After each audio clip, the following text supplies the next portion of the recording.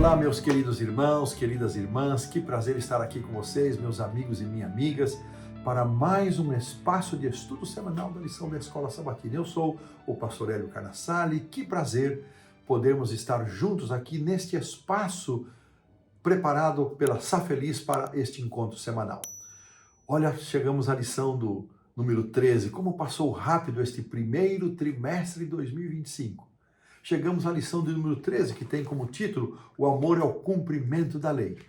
Estudamos nesse trimestre o amor e a justiça de Deus. Tivemos temas desafiadores, difíceis, mas eu creio que todos nós somos ricamente abençoados por uma compreensão mais alargada, mais dilatada de como pode um Deus de amor ser plenamente justo e como estas características, este caráter moral de Deus se harmonizam com um mundo onde nós vemos o pecado e todas as suas consequências e desdobramentos. Terminamos o trimestre com uma coisa muito importante, a certeza de que Deus vai pôr um ponto final nesta história de pecado e maldade. E Deus sabe todas as coisas e sabe o tempo em que isso vai acontecer, e isso nos conforta o coração. Eu tenho estimulado vocês a enviarem os seus pedidos de oração, porque quando vocês postam os seus pedidos, nós podemos orar uns pelos outros, e a Safeliz também mantém uma equipe de intercessores. Tenho estimulado vocês a se inscreverem no link que aparece aí na nossa tela, porque ao fazerem isto, vocês vão receber no seu WhatsApp o acesso direto ao estudo da lição e vão receber as novidades da Safeliz. Tenho incentivado vocês também a compartilharem a lição, porque há muitas pessoas que só recebem o conteúdo da lição porque você envia. Quanta bênção para quem envia e para quem recebe. Que bênção, que maravilha é nós temos uma comunidade ativa e participativa. E antes então de estudarmos a lição de número 13, o amor é o cumprimento da lei. Interessante que quando nós estivermos em nossa igreja recapitulando esse estudo, será o sábado 29 de março, o 13º sábado do primeiro trimestre. E temos aí a semana para estudar, nos preparar, e eu penso que é mais uma oportunidade muito especial de comunhão com Deus, de nos aproximarmos de Deus, ao separarmos cada dia um tempo para esse estudo tão especial, tão importante da lição da Escola Sabatina. Convido você a curvar sua fronte para a oração inicial. Senhor, nosso Deus e Pai, como recebemos bênçãos especiais ao longo de todo este trimestre, ao estudarmos os temas desafiadores desta lição, rogamos que da mesma maneira o Senhor nos conduza neste momento de estudo, seja para aqueles que acompanharão o resumão, seja para aqueles que diariamente vão receber a porção da lição da Escola Sabatina, que bênçãos sejam repartidas, dedicadas por Ti, Senhor, a cada pessoa que separa esse tempo para estar em comunhão contigo. Abençoa-nos, Pai, dá-nos entendimento e um coração sempre disposto e transformado a viver segundo a Tua vontade. A nossa oração é esta, Senhor, que apresentamos em nome do Senhor Jesus Cristo. Amém. Na lição do sábado à tarde, o autor apresenta um registro de uma comissão de igreja. Nós sabemos que muitas vezes nossas comissões são um pouco áridas e têm a tendência muitas vezes de serem ríspidas, especialmente com aqueles que erram. E foi num contexto como esse que um dos membros perguntou: pastor, mas nós não podemos tratar esse assunto com compaixão. Eles estavam estudando o caso de um irmão que havia tido ali algum desvio, algum erro de conduta, e o autor disse: não é assim que devemos proceder. A compaixão precisa sempre fazer parte de todos os nossos relacionamentos, mesmo e especialmente quando nós lidamos com aqueles que erram, com aqueles que tropeçam. Não dá, e o autor então afirma isso, não é possível separarmos o amor da lei de Deus. E não é possível entender a lei de Deus separada do amor. E esse é o tema que nós vamos estudar esta semana. Esse é o tema que está proposto para nós. A lei, ela é o cumprimento do amor. O amor, é o cumprimento da lei. E não se pode pensar no cumprimento da lei sem o amor. E nós vamos estudar vários ângulos que nos ajudarão a ter uma clareza maior e especialmente o texto, o verso para memorizar, que está em Romanos 13:8, que diz assim: não fiquem devendo nada a ninguém, exceto o amor de uns para com os outros, pois quem ama o próximo cumpre a lei. Esse texto que está em harmonia com o título da lição, nós vamos voltar a ele na lição da quarta-feira. E a lição arremata aqui a introdução, o sábado à tarde, com a seguinte afirmação: nas Escrituras, o amor e a lei andam juntos. O legislador divino, aqui está no segundo parágrafo, é amor, e portanto a lei de Deus é a lei do amor.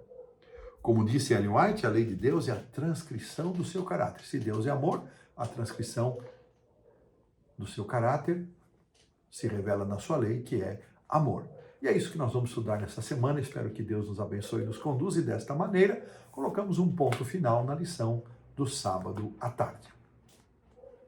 Avançando para a lição do domingo, nós temos como título a lei do amor. Aqui o autor faz um resgate de como Deus entregou os 10 mandamentos ao povo de Israel.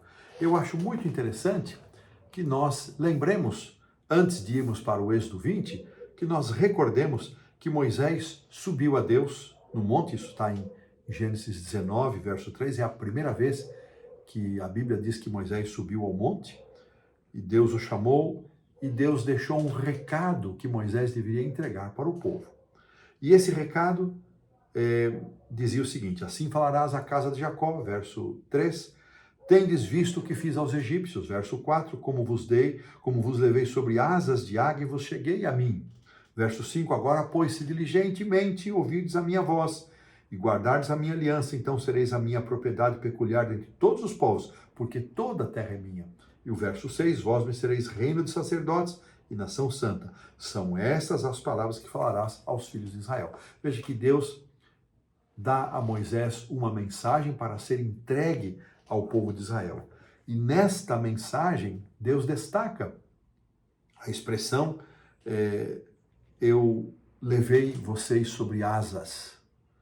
Ele diz: se vocês diligentemente me ouvirdes a minha voz e guardardes a minha aliança.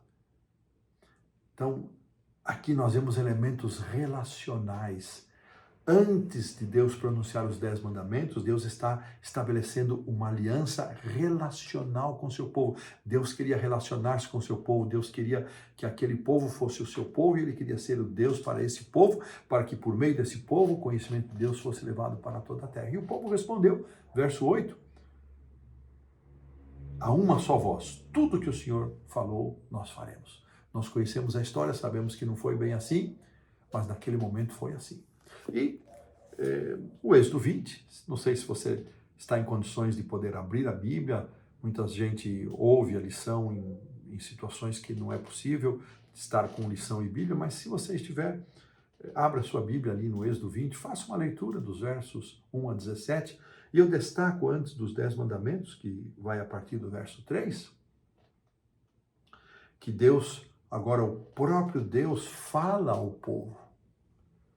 E ele começa dizendo: eu sou o Senhor teu Deus, que te tirei da terra do Egito, da casa da servidão.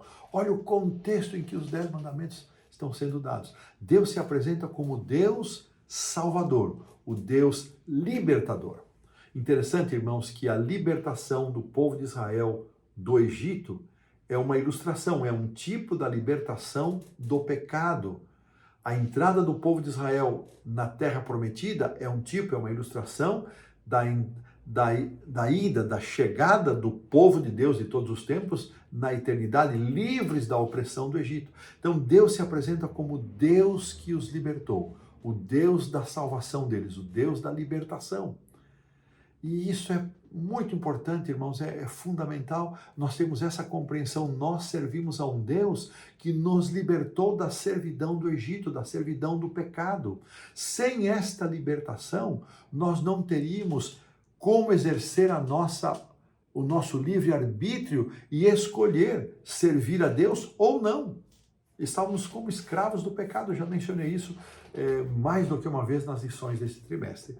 O autor faz aqui um comentário interessante, dizendo-nos que os 10 mandamentos eles foram escritos por Deus em tábuas de pedra. O autor vai voltar a esse aspecto mais uma vez na lição. Mas isso não significa que os mandamentos passaram a existir a partir daquele momento, porque os mandamentos são uma expressão do caráter de Deus, portanto, esses mandamentos já existiam antes de Deus escrevê-los naquelas 2 tábuas de pedra.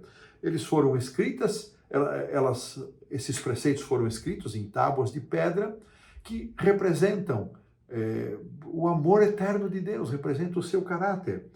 E então o autor, em comentário à pergunta número 1, onde temos a oportunidade de reler Êxodo 20, de 1 a 17, ele nos vai relembrar que os primeiros 4 mandamentos tratam do nosso relacionamento com Deus. A maneira como nós demonstramos o nosso amor e a nossa gratidão a esse Deus que nos libertou da opressão do pecado, esse Deus que nos salvou e nos chama para um relacionamento. Demonstramos esse amor não tendo outros deuses, demonstramos esse amor não nos inclinando a ídolos, não tendo nenhum objeto que receba o melhor da nossa afeição, como dedicamos para Deus. Demonstramos esse amor não usando o nome de Deus em vão, e demonstramos esse amor de forma especial, separando um dia para lembrar que Ele é o nosso Criador, um dia para pôr de lado todas as nossas atividades e dedicar integralmente esse dia a pensar nas obras da criação e a pensar nas obras de bondade e amor que podemos fazer para aqueles que estão ao nosso redor, nossos amigos, famílias e aqueles que necessitam de nós. Assim, nós praticamos essa demonstração. Na lição do professor, eu achei aqui uma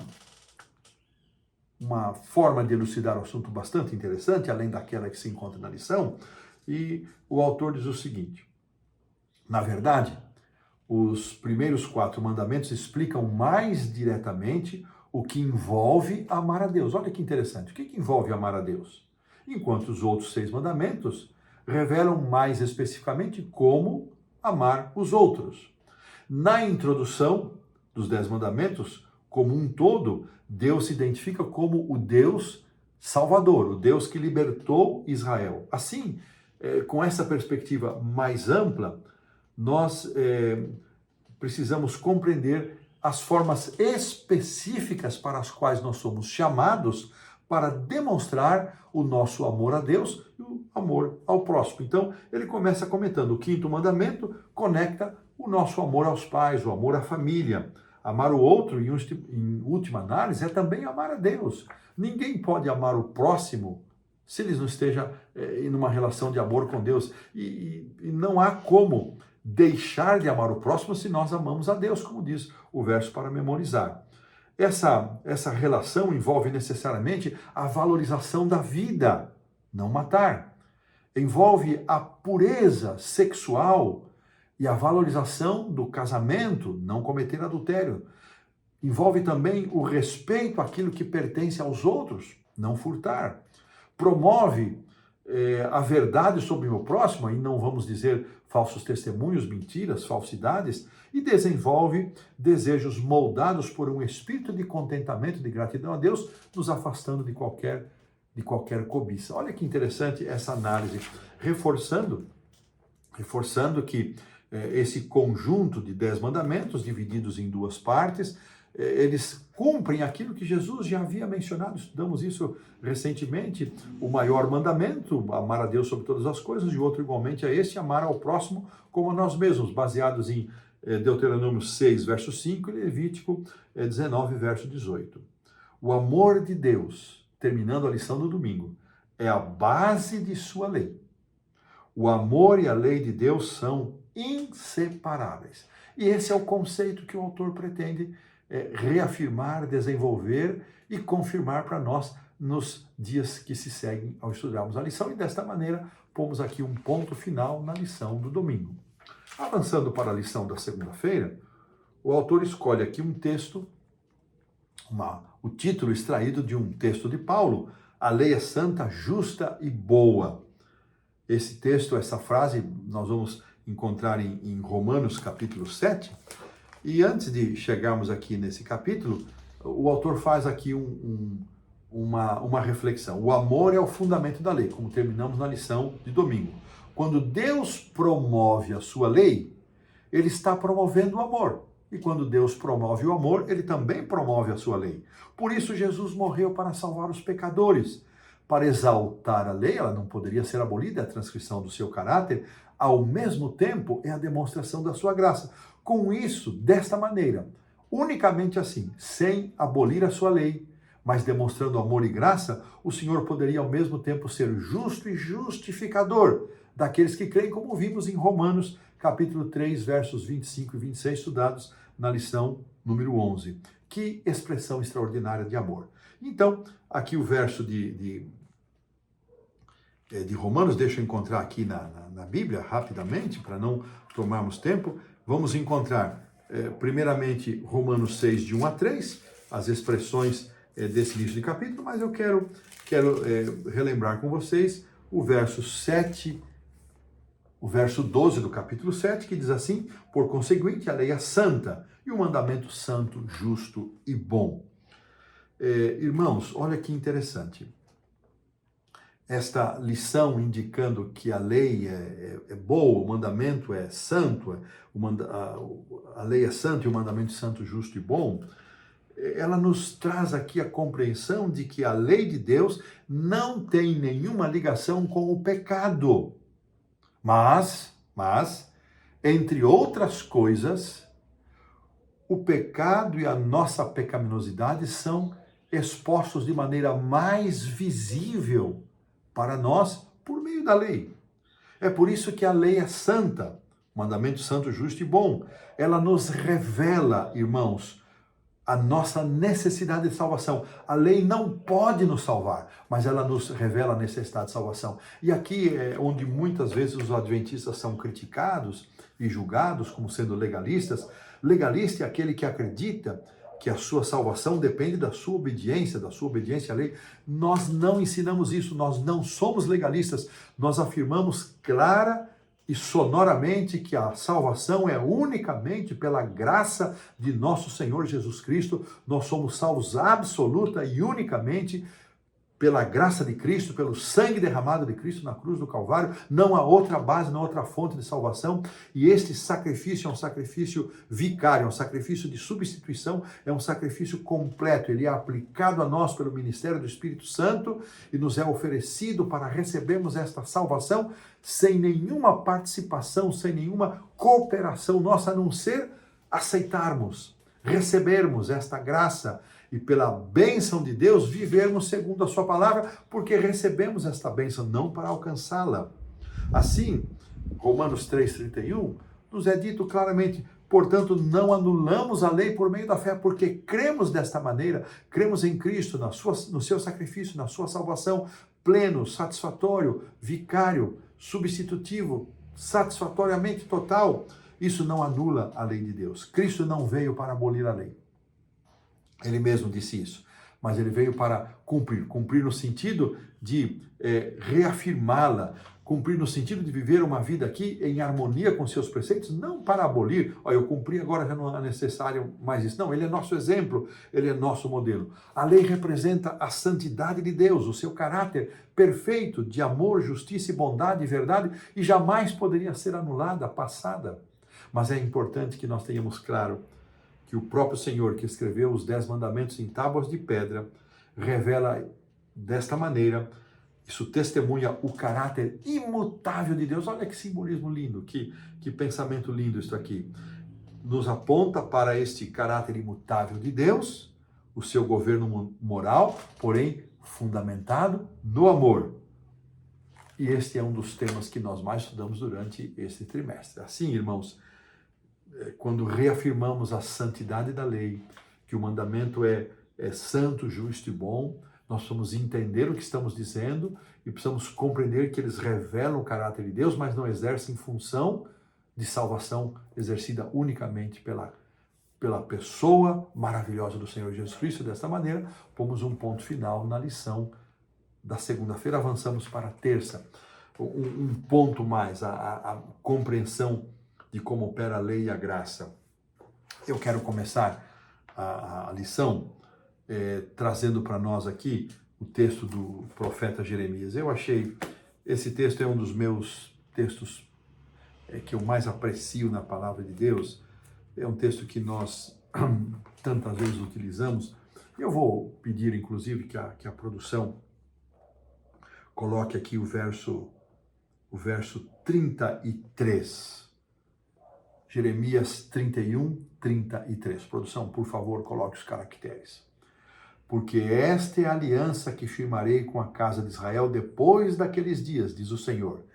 Na mente lhes imprimirei as minhas leis, também no coração lhes inscreverei. Eu serei o seu Deus e eles serão o meu povo. E lá depois, no finalzinho do verso 34, Deus fala em perdão. Eu vou perdoar as suas iniquidades, vou perdoar os seus pecados e deles não me lembrarei. E essa é uma lição fundamental da terça-feira, porque ela nos ajuda a entender que lei e graça não estão em posições opostas. Elas têm funções diferentes, mas não estão em oposição. Elas estão em harmonia entre si e em harmonia com o amor e a justiça de Deus. E esse texto é um texto fundamental para ilustrar esta característica divina de que, como dissemos lá na introdução, os mandamentos de Deus não são princípios ou critérios abstratos. Deus quer escrevê-los no nosso coração.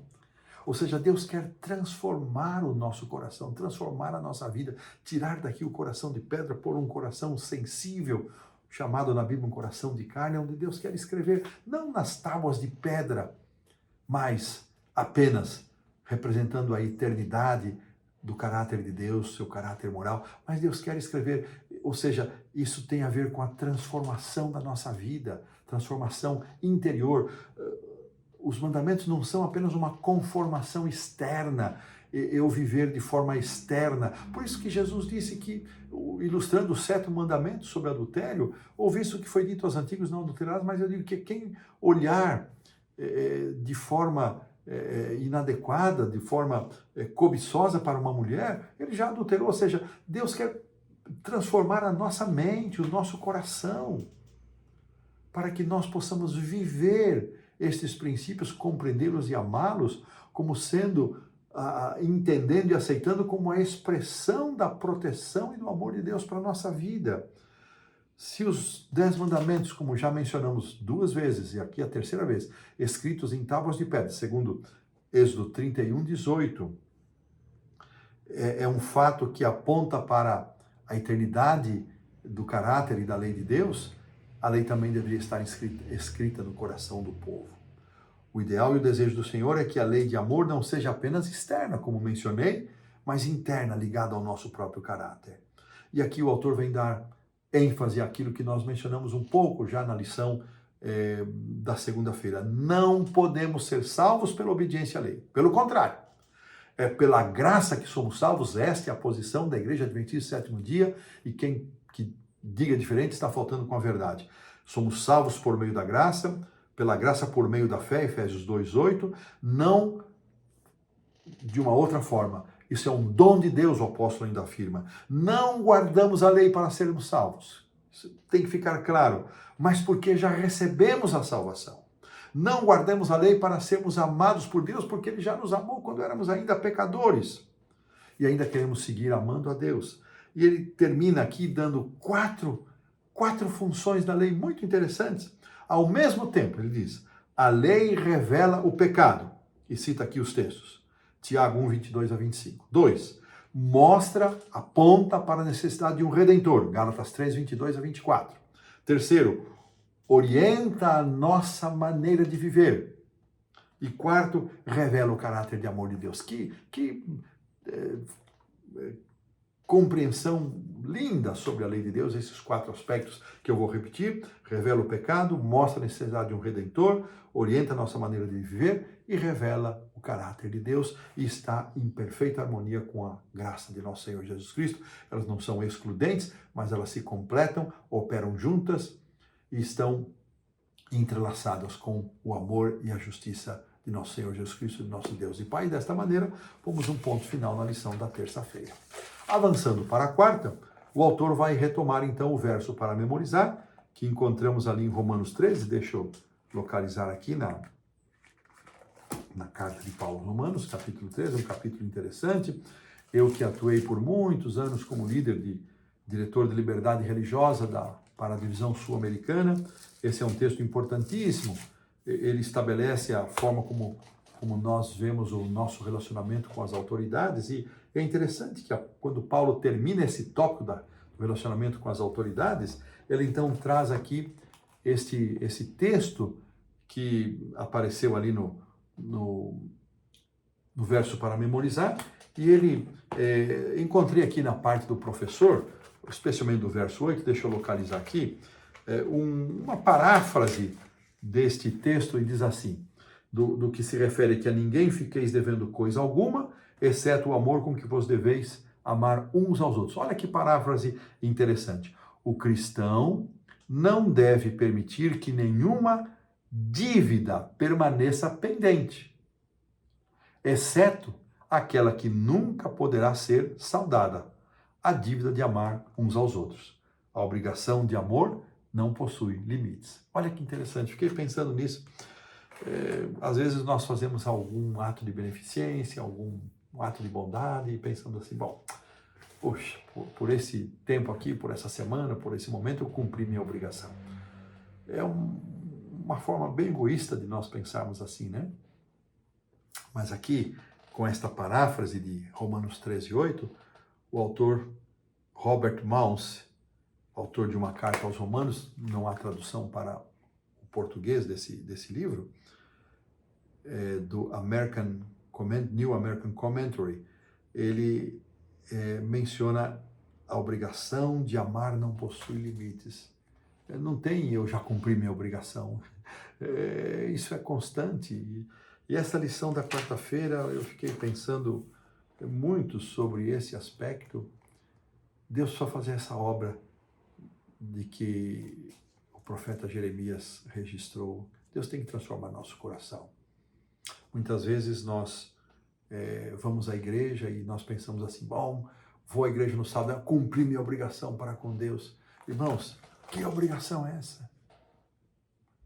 Eu tenho percebido que muitas vezes o nosso adventismo está se restringindo cada vez mais aos sábados pela manhã, e muitas pessoas que vivem dessa maneira já não respeitam mais os limites do sábado, a sexta-feira, pôr do sol, à noite, entram de qualquer maneira, vão ao culto pela manhã, já não participam quase mais da escola sabatina, saem da igreja, cumprir minha obrigação. Que obrigação? Deus quer algum serviço obrigatório? E é interessante, irmãos, que justamente neste contexto, o autor traz a questão do sábado. Traz aqui as palavras que Jesus mencionou em Mateus 23, que nós já consideramos em lições anteriores. Jesus mencionando que os preceitos mais importantes da lei são a justiça, a misericórdia e a fé. E o autor diz, olha, isso se aplica de uma maneira muito especial ao mandamento do sábado. E eu fiquei pensando, o que o autor tem para nós aqui? O que ele está relacionando aqui, essa questão de justiça, misericórdia e fé, à questão do sábado? E ele vai trazer aqui o texto de Deuteronômio 5. Nós quase nunca usamos Deuteronômio 5,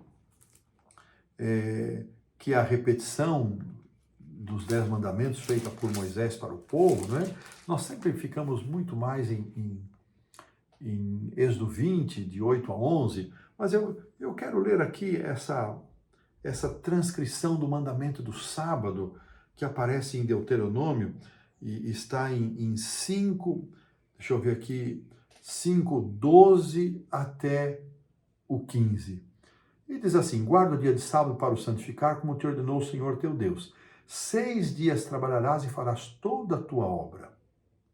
E eu vou pedir para a produção colocar os versos 14 e 15 de Deuteronômio 5, para vocês acompanharem a leitura desses 2 versos que aparecem na repetição dos 10 mandamentos em Deuteronômio 5, começando pelo verso 14. Mas o 7º dia é o sábado do Senhor teu Deus. Não farás nenhum trabalho, nem tu, nem o teu filho, nem tua filha, nem teu servo, nem tua serva, nem teu boi, nem teu jumento, nem animal algum teu, nem o estrangeiro das tuas portas para dentro, para que o teu servo e a tua serva descansem como tu. Essa frase que me interessa. Já vamos aqui ao verso 15, eu já volto a essa frase. Porque te lembrarás que foste servo na terra do Egito, que o Senhor teu Deus te tirou dali com mão poderosa e braço estendido. Também, servo é outra palavra nova aqui, pelo que o Senhor teu Deus te ordenou que guardasse o dia de sábado. Veja, irmãos, que de uma forma direta, em Êxodo 20, o sábado, a autoridade para guardar o sábado está relacionada com a criação. Aqui, a criação não é eliminada de forma alguma, os 6 dias trabalhados é uma referência à criação, mas Deus apresenta uma nova ênfase por meio de Moisés, que é a libertação. A motivação é a libertação do cativeiro do Egito. E veja, irmãos, que essa libertação do cativeiro do Egito, ela deveria trazer um conceito de justiça. Eu imagino que durante os dias que eles foram cativos, não havia respeito a sábado, não havia guarda de sábado, coisa parecida. Eles eram escravos, não havia uma outra forma de proceder. Então aqui Deus está dizendo, no dia do sábado, vocês vão praticar a justiça. E justiça tem que ter como base o amor. Vocês irão liberar o seu servo, a sua serva, o seu filho, a sua filha. E o estrangeiro, veja, são as pessoas em condição de vulnerabilidade que se encontram aqui previstas nesta repetição dos mandamentos. Com mão poderosa, mais uma vez, aquilo que mencionamos na lição do domingo, mão poderosa, braço estendido, Deus tirou o povo de lá. Então, a ligação forte aqui é com o ato da libertação do Egito. E ele traz ainda para nós aqui, na lição da quarta-feira, Isaías 58. E vamos de novo, vamos para lá, o texto é interessante porque ele vai acrescentar aqui um aspecto. Se na repetição do mandamento, em Deuteronômio 5, nós somos chamados a pensar em uma ação justa, veja, havia um equilíbrio social no dia do sábado, todos estavam igualados. O patrão não era superior ao servo, que teria o mesmo descanso que o dono, que o seu dono, que o seu senhor. Olha que coisa interessante. E então, em Isaías capítulo 58, vem um item mais que ele vai desdobrar ainda de forma mais enfática na lição da quinta-feira, estou aqui localizando, e vai nos dizer o seguinte, versos, especialmente o verso 58, verso 13, vou pedir para a produção também colocar esse texto em caracteres. 58, 13 do livro do profeta Isaías. Se desviares o pé de profanar o sábado e de cuidar dos teus próprios interesses no meu santo dia, se chamares ao sábado deleitoso e santo dia do Senhor, digno de honra, e o honrares não seguindo os teus caminhos, não pretendendo fazer a tua própria vontade, nem falando palavras vãs. E aí vem a bênção. Veja que a promessa do sábado não era um dia só para o nosso relacionamento com o Criador, mas era para um dia de ações de amor, ações de justiça. Nesse dia deixamos os nossos próprios interesses, nós vamos chamar as obras que não são agora as nossas próprias, aquilo que nos interessa, as nossas ações, mas as ações que Deus nos propõe como sendo fontes de alegria. Olha que interessante. Então, o autor arremata essa ideia sobre o escrever, juntando aqui o que vemos em Jeremias, aquilo que Jesus disse em Mateus 23, que o mais importante da lei é justiça, misericórdia e fé, como isso se aplica, como o sábado é um fiel da balança nesse cenário para ser e produzir em nós uma postura de bondade, de amor, de justiça com as pessoas. E finalmente, o autor vai terminar a lição na quarta dizendo o seguinte: o amor como cumprimento da lei não envolve apenas guardar a lei no sentido de deixar de cometer pecados, mas de fazer ativamente o bem, praticando as obras de amor que promovam a justiça. E com esse pensamento ele cria uma introdução, cria um elo que será continuado na quinta-feira, e desta maneira nós pomos aqui um ponto final na lição da quarta-feira. Avançando então para a lição da quinta, que traz como título, acima de tudo, amem uns aos outros, o autor retoma esse último pensamento que acabei de mencionar no final da lição da quarta-feira, que o amor como cumprimento da lei, ele não é apenas uma resposta para não fazer coisas erradas, não é só uma postura de não cometer pecados, mas é uma motivação para introduzirmos na nossa vida atos de bondade, ações positivas que visem expressar de forma mais plena possível a nossa semelhança com Deus, não só deixando de fazer o mal, mas praticando as obras que revelem o amor de nosso Deus, o seu caráter. Olha que coisa interessante. E aqui o texto de Tiago, da Epístola de Tiago é introduzido, há vários textos, mas que poderiam ser escolhidos. O autor escolheu justamente Tiago, que vai nos dizer que nos chama a não fazer acepções de pessoas, a tratar todos de forma igualitária. E ele vai também nos trazer um texto que nós adventistas gostamos muito, e sobretudo quando aplicamos ao sábado, mas temos que lembrar que isso vale para todos os outros mandamentos, que quando nós observamos todos os outros mandamentos e tropeçamos em um só, gostamos de falar isso em relação ao sábado, mas temos que usar isso em relação a todos os outros mandamentos, não só em relação aos 4 que se referem a Deus, mas aos outros 6 que se referem ao próximo. E aqui o autor traz uma linha, um parágrafo de Ellen White, do Desejado, que diz o seguinte: o amor aos seres humanos é a manifestação do amor de Deus para com a terra. Foi para implantar esse amor, fazendo-nos filhos de uma só família, que o Rei da Glória se tornou um conosco. Olha que pensamento profundo. Amor aos seres humanos é a manifestação do amor de Deus para com a terra. Quando amarmos o mundo assim como ele amou, então sua missão em nós estará cumprida. Estaremos preparados para o céu, pois o céu estará em nosso coração. Irmãos, que pensamento desafiador. Eu fiquei me questionando disso aqui, sabe, gente? Quando nós amarmos as pessoas, todas elas, olha, todas elas é muito forte. Quando amarmos as pessoas da mesma forma que ele nos amou, a sua missão será completa em nós. Irmãos, precisamos pedir misericórdia de Deus para nós, não é verdade? Nós ainda somos muito mesquinhos, ainda fazemos acepção de pessoas, ainda julgamos demais, ainda fazemos separação entre estes e aqueles. Deus tem uma obra grandiosa para fazer no nosso coração. E aqui a lição vai terminando dizendo que Jesus ordena aos cristãos que amem-se uns aos outros, assim como ele os amou, assim como ele nos amou. E ele afirma, João 13, 34, 35, nisto conhecerão que vocês são meus discípulos, se tiverem amor uns para com os outros. Irmãos, nós precisamos entender que esta é a grande dimensão da obediência que Deus espera de nós.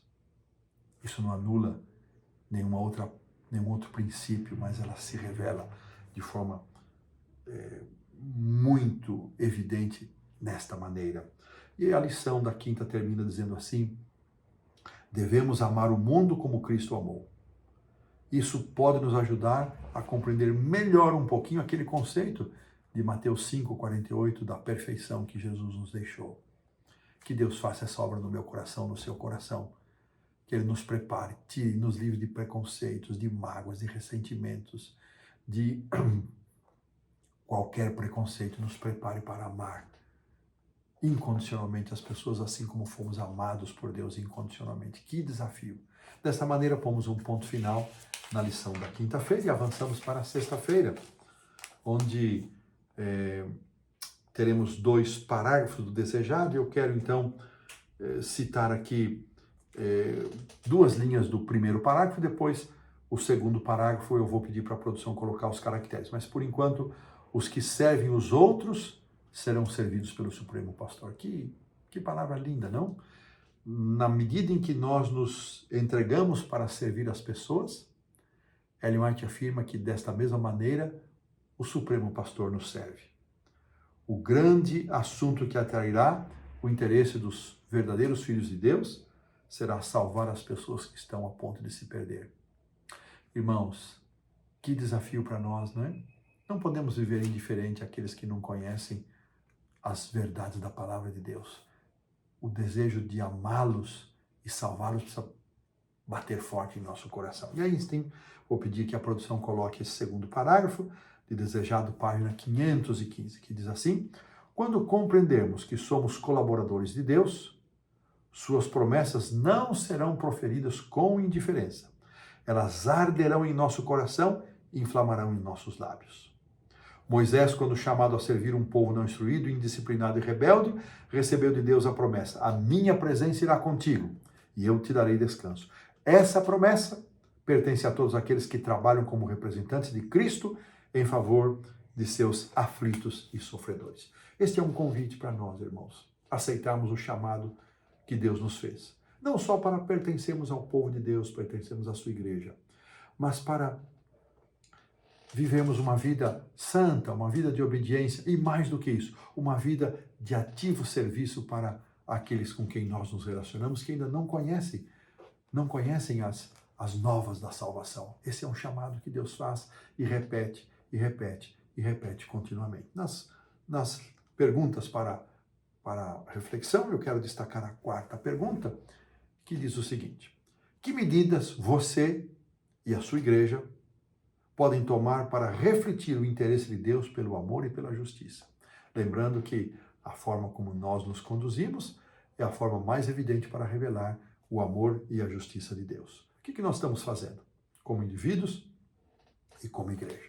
O que nós estamos fazendo? O que vamos fazer com todo esse conjunto de conhecimentos que Deus nos deu neste trimestre? Terminando de um apelo maravilhoso, um apelo para servirmos como servos de Deus, proclamando o seu amor e a sua justiça. Espero que Deus possa abençoar você. Deixa eu ver aqui onde eu deixei a minha lição do próximo trimestre. Ela estava aqui em cima, irmãos. Ah, sim, está aqui, perdão. Então, próximo trimestre, assuntos, alusões, imagens e símbolos. Como estudar a profecia bíblica. Eu já tenho minha lição, eu estimulo você a comprar a sua lição, a fazer sua assinatura, e assim juntos podemos seguir acompanhando um novo trimestre. Que Deus os abençoe.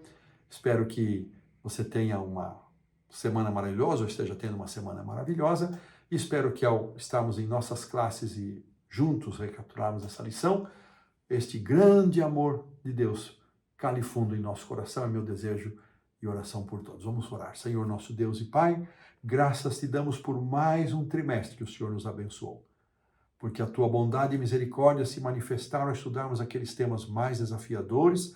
Sentimos como a nossa compreensão de um Deus de amor, bondade, justiça e misericórdia se harmonizam com esse mundo de pecado. Não tivemos, é fato, todas as respostas, mas a nossa confiança, ela se aprofundou, e que tenhamos, Senhor, presentes em nosso coração a grande esperança de que um dia o Senhor vai pôr um ponto final na história de pecado desse mundo. É a nossa prece, é o nosso desejo e oração. Em nome do Senhor Jesus. Amém. Forte abraço, que Deus nos abençoe e até a próxima semana e a nova lição.